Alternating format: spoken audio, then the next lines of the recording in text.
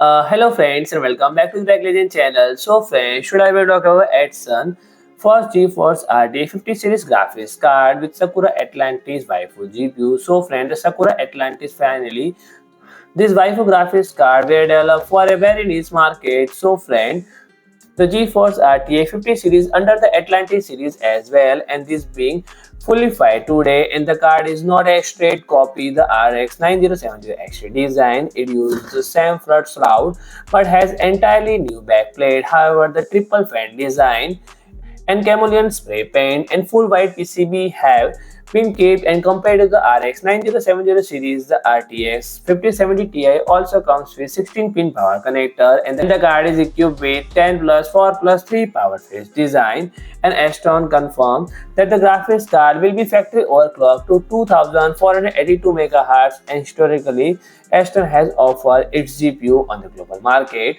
So friend, if you like my video, please do like, share and comment, and don't forget to subscribe my channel and press the bell icon.